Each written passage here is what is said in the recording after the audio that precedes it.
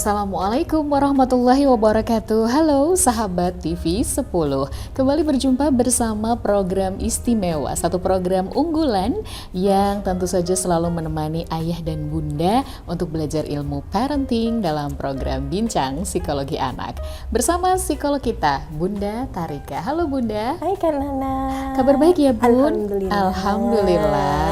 Bersama saya Carla Ratna dan juga psikolog kita Bunda Tarika, di mana Bunda Tarika ini adalah psikolog anak di Yayasan Pendidikan Islam di Ponorogo, Surakarta. Betul. Oke, di kesempatan kali ini kita sudah menyiapkan satu tema menarik untuk ayah bunda sahabat TV 10 yang saat ini menyimak program ini. Ayah bunda memiliki putra-putri yang aktif? Wih, seneng pasti ya. Iya. Wah, berarti sehat gitu. Iya. Memang benar jika anak itu harus aktif pada masa tumbuh kembangnya. Karena itu adalah tanda bahwa ia bisa tumbuh dan juga berkembang ya Bun ya. Iya, betul sekali. Dan yang jelas bisa tumbuh dan berkembang dengan optimal sesuai dengan usianya.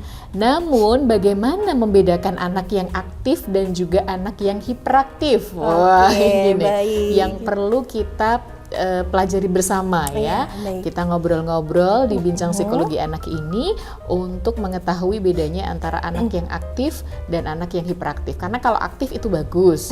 Nah, yang harus yang harus segera butuh penanganan ini kan yang hiperaktif ya Bun ya. Iya, baik. Nah, kita tahu dulu nih apa bedanya anak yang aktif dengan yang hiperaktif ini Bun. Baik, Kak Nana dan pemirsa TV 10 di rumah. Yang apa sih perbedaannya antara anak aktif dan hiperaktif? Kita tarik dulu hiperaktif ya. Kalau hiperaktif itu berasal dari kata hyper atau yang artinya berlebihan gitu kan ya. Kemudian activity atau kegiatan. Nah, hiperaktif sendiri adalah kegiatan anak yang terlalu berlebihan. Nah, dan cirinya biasanya itu tidak bertujuan. Nah, sedangkan kalau aktif itu sebenarnya sehat ya. Coba kita kalau anaknya lemes itu yang tadinya dia melakukan sesuatu dengan istilahnya kalau aktif itu bertujuan ya, ada tujuan tertentu. Nah, itu berarti anak itu aktif. Tapi kalau semama anak itu nggak aktif berarti dia lagi sakit. Oh, nah, gitu. Membedakannya itu. begitu ya. Jadi Iya. kalau yang aktif itu ada kalanya dia nggak aktifnya gitu. Iya, Ada waktunya dia nggak aktifnya, apalagi kalau sedang sakit gitu ya, Bun, ya. Tapi berbeda konteksnya dengan yang hiperaktif. Nah, yang hiperaktif ini yang bagaimana, Bu? Baik, yang perlu digarisi ya Kak Nana dan pemirsa 10 di TV 10 di rumah, yaitu ketika hyperaktif itu kuncinya adalah satu, dia melakukan aktivitas yang berlebih dan tidak ada tujuannya. Tidak ada tujuan. Iya, jadi Nggak ada capeknya gitu? nggak ada muter-muter aja berulang-ulang seperti itu. Kemudian manjat-manjat gitu kan, istilahnya membahayakan dirinya ya, tapi menurut dia itu nggak apa-apa. Nah, itu. Tapi kalau anak yang aktif, dia punya tujuan. Seumpama dia main bola, ngegolin dan sebagainya, itu berarti aktif. Itu. Jadi dia tahu nih aku harus ngegolin. Nah, ngegolin bola, aku main bola berarti aku harus ngegolin bolanya. Tapi kalau anak hiperaktif, dia tidak tahu sih apa tujuannya. Dia cuma asal manjat aja. Itu adanya ketika ada ada tangga itu dia langsung naik tangga gitu tanpa memikirkan itu bahaya atau tidak. Tapi kalau yang aktif dia tahu oh ini bahaya makanya aku harus hati-hati. Nah, seperti itu yang membedakan aktif dan hiperaktif. Gitu. Jadi kalau yang aktif itu tujuannya jelas. Misalnya dia lari-lari atau mungkin main bola. Misalnya biar masuk ke gawang. Itu aktif ya, ada tujuan jelas. Sedangkan kalau yang hiperaktif itu ya cuman ini aja gitu, bergerak asal. Iya, asal bergerak, nggak ada tujuannya.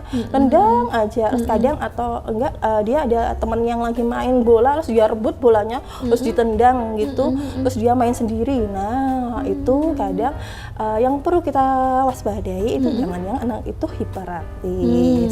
Jadi mungkin bisa disampaikan lebih detail tentang ciri dari anak hiperaktif ini, agar ayah bunda di rumah itu tahu, oh anakku ini masih masuk kategori aktif, masih aman. Iya, betul. Sedangkan yang ini mungkin sudah masuk hiperaktif dan butuh segera konsultasi misalnya. Iya, betul sekali. Baik Kak Nana dan pemirsa TV 10 di rumah, yang pertama yaitu anak hiperaktif itu tidak bisa duduk diam. Jadi ketika duduk seperti ini rasanya kayak mau udah nggak betah gitu. Terus kayak mengetuk-ngetukkan kaki terus kayak gelisah, ini kapan selesainya, kapan selesainya, kapan selesainya. Padahal itu cuma butuh 5 menit aja, dia tidak bisa bertahan sampai 5 menit. 5 menit saja tidak bisa? Iya, dia maunya itu lari kemana-kemana gitu. Kemudian dia biasanya adalah melakukan suatu itu tidak tahu bahaya atau enggak ini gitu. Itu kemudian anak hiperaktif ini biasanya juga energinya banyak. Itu kemudian energinya banyak dan tidak terarah. Iya, kemudian dia sering nih harusnya di dalam suatu kelas dia harus mengikuti instruksi untuk duduk diam, tapi malah dia lari keluar keras. Ini yang hiperaktif ya. Memang benar energinya banyak dan tidak ada lelahnya ya. Mungkin itu salah satu cirinya ya. Iya. Yang lihat aja udah capek. Iya, betul sekali. Tapi si anak ini sepertinya energinya nggak pernah habis. Iya, betul. Dan dia itu cenderung tidak bertujuan. Jadi tiba-tiba lagi duduk gitu loh, gelisah, kemudian langsung tiba-tiba gurunya lagi ngadep sana, dia udah langsung keluar, kabur. Kemudian cenderung adalah dia tidak mengetahui apa tujuannya, yang seperti tadi yang digarisbawahi, dia tidak tahu itu bahaya atau tidak. Pokoknya yang penting aku bisa gerak terus, nggak bisa diem. Seperti itu ciri-ciri anak hiperaktif. Ciri-ciri dari anak hiperaktif ya, betul sekali. Nah, termasuk kategori yang mana? Semoga aktif ya, bukan hiperaktif. Karena kalau yang hiperaktif ini jelas butuh penanganan. Tapi mungkin bukan hanya saya, tapi juga sahabat TV 10 pengen tahu nih penyebabnya apa sih Bun sebenarnya? Kok bisa anak itu jadi hiperaktif? Ini kenapa ya? Salah makan atau Baik, anak-anak dan pemirsa TV 10 di rumah, penyebabnya apa sih? Nah, kalau di SD SMA 5 panduan kami dari apa itu biasanya ya sama kayak dulu kita menjelaskan autis ya. Itu termasuk juga gangguan neurodevelopmental, yaitu ada gangguan juga nih. Gangguan juga dalam istilahnya fungsi otaknya. Iya, juga autis dengan hiperaktif atau biasanya bisa kalau ada yang dia tidak konsentrasi. Dulu kan kita istilahnya attention deficit disorder atau kurang konsentrasi. Kalau ada juga yang kalau ditambah hiperaktif jadinya ADHD, attention deficit hyperactive disorder. Nah, itu biasanya satu faktor penyebabnya itu adalah pada saat ada juga genetik sama genetik ada juga. faktor genetik iya, ada juga yang diturunkan gitu. Entah itu kromosomnya atau apa, itu ketika dalam kandungan ada sesuatu yang terjadi, makanya juga itu dari faktor genetiknya. Kemudian yang kedua yaitu dari lingkungan. Lingkungan juga punya peran ya? Iya, lingkungannya itu biasanya adalah ketika hamil, salah satunya dari penelitian ibunya itu merokok dan minum alkohol. Oh ya? Iya, jadi menyebabkan istilahnya kerusakan ya atau gangguan dari fungsi otaknya.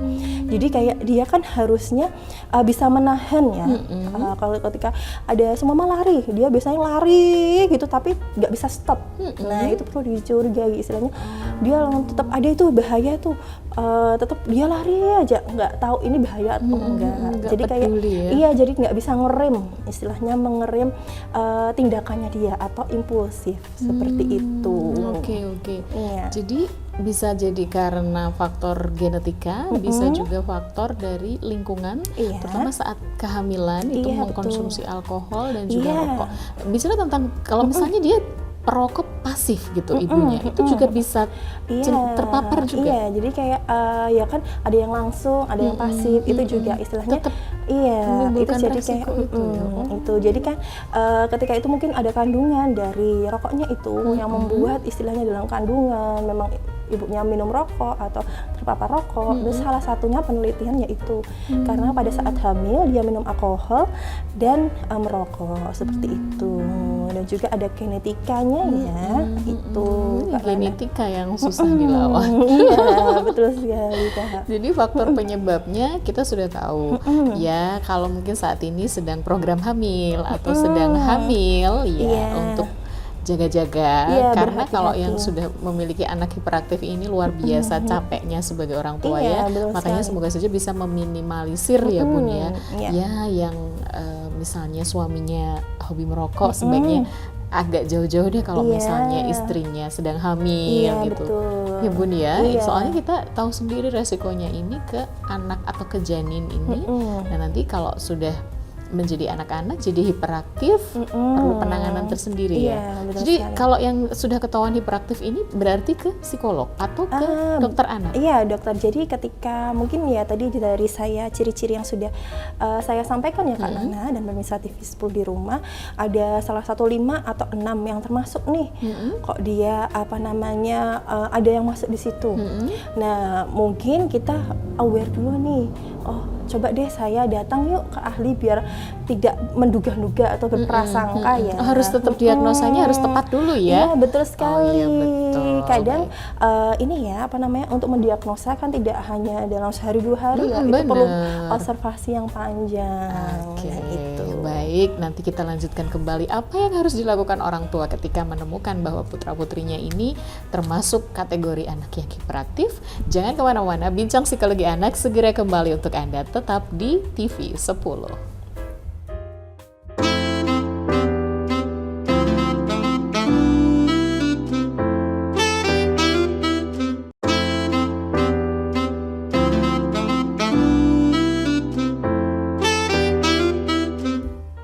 Terima kasih Anda masih bersama kami dalam program Bincang Psikologi Anak. Nah, sahabat TV 10, kali ini kita berbicara tentang anak yang aktif dan anak hiperaktif. Kalau aktif itu artinya aman, karena Iya, sehat ya Bun. iya. Ya, jadi yang membedakannya antara anak yang aktif dan hiperaktif tadi sudah disampaikan oleh Bunda Tarika. Bedanya itu kalau yang anak aktif, meskipun dia itu berlarian, main bola atau apa, tapi jelas gitu ya. Iya, betul. Jelas, misalnya main bola ya dia akan mencetak gol misalnya gitu, atau mungkin apa gitu, pasti ada tujuannya jelas. Iya, Sedangkan betul yang sekali. hiperaktif ini enggak, Iya. melakukannya secara berulang-ulang, jadi cuman kayak habisin energi gitu ya. Iya betul sekali. Dan Kalau tadi disampaikan terakhir obrolan kita sebelum jeda, itu orang tua harus aware dulu, Iya, betul. baru kemudian membawa ke ahlinya ya Bun ya. Iya betul sekali, betul sekali Kak Nana. Jadi kayak tadi ya Kak Nana dan bisa TV 10 di rumah, kayak kalau sudah kok anak ini ketika di kelas dia tidak bisa duduk diam, kemudian kok dia tidak tiba-tiba di kelas tiba-tiba dia manjat, kemudian tiba-tiba kok dia lari dari kelas, kemudian dia tidak sabar menunggu giliran, pengennya aku dulu gitu, kemudian dan cenderung untuk kadang istilahnya apa ya kayak menyakiti temannya los gitu, karena mungkin kadang ada anak yang besar los disenggol atau apa, jadinya kan mengganggu temannya yang lain. Kemudian bisa juga nih dia kayak sering ini ya bicara berlebihan gitu. Nah ini yang kita perlu waspadai nih ketika itu ada beberapa, kemudian konsultasikan yuk ke ahlinya, bisa dokter spesialis anak dan bisa juga ke psikolog. Bisa dua-duanya. Iya bisa juga. Untuk lebih baiknya kan seperti Iya, itu ya. iya, Jadi betul. secara medis maksudnya penanganan itu Iya juga betul sekali. ada, dan juga di bawah pengawasan psikolog, artinya kan Iya. harus bagaimana Iya gitu betul ya Bun. sekali. Kemudian setelah itu apa yang harus dilakukan ketika itu memang sudah diagnosanya dia termasuk yang hiperaktif atau ADHD, maka sebagai orang tua kita harus menerimanya. Nah, jadi penerimaan diri, karena ya seperti yang kita pernah bahas ya Kak ya, penerimaan diri apalagi terhadap iya. anak ya. Iya, kan memang hiperaktif itu kan istilahnya energinya banyak. Kemudian apa namanya? Memang temennya kadang bisa ngerem, dia nggak bisa ngerem gitu kan. bener, Gelisah terus, nggak bisa duduk diam gitu. Padahal kan di sekolah dia harus duduk diam, mengikuti instruksi. Iya, terus mengantri menunggu giliran. Tapi dia nggak bisa. Iya, dan kesulitan untuk melakukan hal tersebut. Jadi kita yang pasti penerimaan diri, dan kemudian setelah penerimaan diri kita yuk lakukan istilahnya apa ya, terapi. Iya, bisa butuh diterapi. Iya, terapi ini bisa juga dari terapi perilaku biasanya, karena dia duduk nih, biasanya adalah targetnya. Ketika dia bisa duduk, biasanya itu cuma semenit aja udah lari. Nah, berarti targetnya itu nggak bisa kayak yang anak yang lain. 1 jam pelajaran. 1 jam Nggak pelajaran bisa itu ya? kesulitan sekali Kak. Kita Bertahap? Iya, bertahap. Oh, Jadi gitu. dia biasanya 1 menit dia nggak bisa, naik nih 3 menit, 5 menit dia bisa bertahan. Nah, itu salah satunya bisa dilakukan dengan terapi perilaku. Nah, kemudian konsentrasi juga. Itu kan biar dia fokus juga. Terapi konsentrasi ada ya? Iya, istilahnya terapi perilaku untuk istilahnya meningkatkan konsentrasi. Kemudian juga biasanya anak dengan hiperaktif ini karena energinya banyak, kita harus menyalurkan. Biasanya bisa nih kita menyalurkan dalam olahraga. Karena olahraga itu kan yang membutuhkan energi yang banyak. Kemudian sebenarnya kan kalau olahraga bisa terfokus juga nih, ada instruksi terus dia melakukan apa, bisa bermacam-macam sih olahraganya. Jadinya ini terorganisir lah ya, terorganisir. Iya, kemudian bisa juga renang bisa, taekwondo bisa. Pokoknya buat dia untuk menghabiskan energinya. Iya, karena memang ada kelebihan nih. Tapi yang terarah gitu ya, artinya nggak cuma melari, manjat-manjat aja yang justru membahayakan kan. Kemudian ada juga terapi perilaku, satunya tadi kayak dia sudah sabar nih menunggu giliran. Nah, itu juga bisa. Terus kemudian setelah itu harus dilakukan secara konsisten. Iya, kalau ketika tidak konsisten, karena kan ini kan anak ini harus terarah ya, karena tujuannya tadi kan ada garis bawahnya ya, tidak terarah ya. Dan agar anak itu terarah, makanya kita berusaha nih fasilitasi dengan itu terapi. Bisa okupasi terapi juga kayak dia mengurus dirinya sendiri gitu. Kemudian terapi perilaku tadi antri duduk diam, kemudian mengerjakan tugas hingga selesai. Nah, itu seperti itu juga bisa. Yang terapi butuh kesabaran ekstra ini, karena yang dihadapi benar-benar anak yang punya energi berlebih. Artinya ketika baru memulai terapi mungkin saja sudah kabur. Iya, betul sekali. Pasti awal-awal ketika terapi itu anak dari yang tadinya dia bebas ya, bebas kalau mau manjat mau ini. Nah, tapi ada perubahan nih dalam dirinya. Aku harus duduk agak lama. Itu pasti kan ada perubahan yang bikin dia marah-marah, dan itu kan itu memang harus dilatih. Makanya itu perlu konsistensi seperti tapi itu. Selain mungkin terapi tersebut, dari dukungan dari keluarga itu seperti apa misalnya perlu bisa diterapkan? Perlu sekali ya dalam penerimaan diri, kemudian dalam konsistensi. Ketika kan biasanya kalau di terapi itu ya tidak hanya terapisnya saja nih yang ketika ke terapisnya kemudian di rumah dia dibiarkan, ya sama saja. Nah, jadi perlu ada kooperatif dari orang tua. Jadi ya ketika apa yang dikatakan oleh terapis yaitu dilakukan di di rumah juga, karena biar hasilnya itu lebih maksimal seperti itu. Karena kalau terapi aja mungkin terapinya sering, tapi di rumah sama saja dibiarkan begitu saja, tidak diarahkan, ya tetap hasilnya tidak maksimal ya Bun ya. Berarti memang harus ada kerjasama antara terapis dan juga orang tua atau keluarga terutama. Iya, betul sekali. Dan mungkin di rumah itu sering-sering dikasih istilahnya, dia itu kan sering harus ada yang dilakukan. Jadi kayak main Lego, terus ngasih istilahnya apa yang dia suka aja, biar istilahnya dia terarah gitu ya. Main ini Lego boleh, kemudian main puzzle juga boleh. Itu salah satunya agar dia bisa nih bertahan untuk duduk lebih lama. Bisa bertahan duduk untuk lebih lama. Karena tahu sendiri anak yang hiperaktif tuh susah sekali ya untuk bisa duduk 5 menit saja. Itu mungkin buat mereka berat ya. Iya, betul. Jenuh atau gimana gitu yang dirasain, pokoknya dia harus selalu bergerak. Iya, karena di dalam tubuhnya dia juga kan itu karena ada tadi ya istilahnya keterbatasan di fungsi otaknya, jadi kayaknya rasanya aku nggak bisa nih kayak duduk diem gini. Nah, itu makanya perlu dilatih secara terus menerus dan konsisten. Dan disalurkan dengan hal yang positif. Iya, siapa tahu dia bisa jadi pemain sepak bola yang handal, kemudian bisa jadi perenang ya, perenang yang handal. Jadi memang menyalurkannya itu bisanya ke yang ini ya, yang ke olahraga atau yang butuh kegiatan fisik ya Kak. Betul. Karena untuk menghabiskan energinya itu ya. Betul sekali. Atau tidak tergantung juga kesukaan anak anak itu apa. seperti contohnya dia suka main Lego, terus ngerakit kayak ngerakit-rakit Lego jadi bentuk. Nah kalau dia sukanya itu ya kita fasilitasinya itu. Oh gitu. Yang penting adalah kita targetnya adalah anak itu bisa duduk dia, bisa fokus, bisa mengikuti instruksi kita. Nah itu yang paling penting untuk meningkatkan istilahnya mendukung anak hiperaktif seperti itu. Jadi targetnya ya dia bisa terarah gitu Iya, ya, betul nggak seperti sekali. yang di awal mungkin. Tapi itu prosesnya lama nggak Kak? Pastinya, Pastinya lama ya. karena kan proses perubahan ya ada yang istilahnya kategorinya yang kalau dia memang berat itu kan proses untuk ke berat, sedang, ringan gitu ya. Kalau dari ke berat ke sedang aja pasti prosesnya lama sekali kan. Kemudian sedang ke ringan juga prosesnya pelan-pelan. Dari awal kan dia tidak terarah, ketidaktahuan orang tua, jadinya malah ya kalau dibiarkan malah jadinya anaknya kok semakin tidak terkendali. Nah dari Jadi perubahan memang itu kan. lebih baik itu dari secara dini ya orang tua Iya, itu betul harus sudah sekali. bisa mengenali ya Kak ya. Betul sekali. Jadi sebelum usia 3 tahun Sebelum itu usia 3 tahun. bisa juga kok dirasa anaknya pasti kalau karena anak aktif kan bertujuan gitu ya terarah gitu ya. Tapi kalau dia kok sudah lari terus ke rumah nggak bisa berhenti padahal ini sudah jam waktunya tidur. Nah kok dia tidak mau tidur. Kemudian itu ada juga biasanya di terapinya juga ada terapi makanan. Terapi makanan Iya, juga. terapi makanan itu jadi menghindari makanan yang manis.